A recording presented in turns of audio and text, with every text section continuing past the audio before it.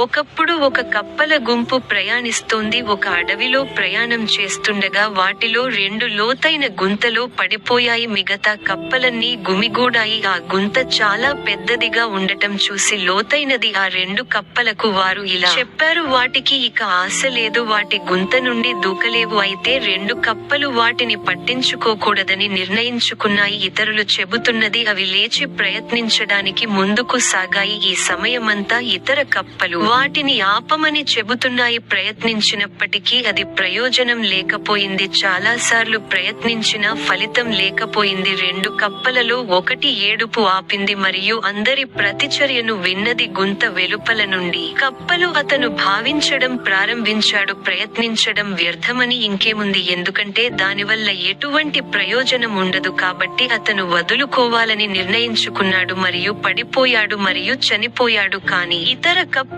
ఇంకా ప్రయత్నిస్తూనే ఉంది. ఆ ముక్క నుండి దూకడానికి అతను వీలైనంత ఎత్తుకు దూకడానికి ప్రయత్నించాడు మరియు అతను దూకిన ప్రతిసారీ ఇతర కప్పలు అతనిని ఆపమని అరిచాయి: ప్రయత్నిస్తున్నాను మరియు నొప్పిని ఆపండి మరియు చనిపోండి. తర్వాత కూడా మిగతా కప్పలు అతన్ని దూకకుండా ఆపడానికి మరింత ప్రయత్నించాయి. చివరికి అతను తన శక్తినంతా ఉపయోగించి దూకాడు మరియు దాన్ని సాధించాడు. అతను బయటకు వచ్చినప్పుడు ఇతర కప్పలు అతన్ని అడిగాయి: నీకు వినలేదా? మేము ఏమి చెబుతున్నాము? రంధ్రం నుండి బయటకు వచ్చిన కప్ప వారికి వివరించబడింది: అతను ఒక వికలాంగుడు మరియు అతను అలాగే అనుకున్నాడు. వారందరూ అతన్ని ప్రోత్సహిస్తున్నారు. రంధ్రం నుండి బయటకు మన జీవితాల్లో చూస్తే అప్పుడు మనం అతన్ని కనుగొంటాము. మాటల శక్తి చాలా దూరం వెళుతుంది. ఉన్న వ్యక్తికి ప్రోత్సాహకరమైన పదం క్రిందికి వారిని పైకి లేపగలదు మరియు వారు దాని నుండి బయటపడటానికి సహాయం చేయండి. మరోవైపు ఎవరికైనా ప్రతికూల పదాలు చెప్పడం నిరుత్సాహపరుస్తుంది. మనం పురోగతి మార్గంలో ముందుకు సాగినప్పుడు ప్రజలు తరచుగా మనల్ని ఆపడానికి ప్రయత్నిస్తారు మరియు మనం వారి సలహాలను లేదా వారి సలహాలను వినడం ప్రారంభిస్తే మనం ఎప్పటికీ మన లక్ష్యాన్ని చేరుకోలేము.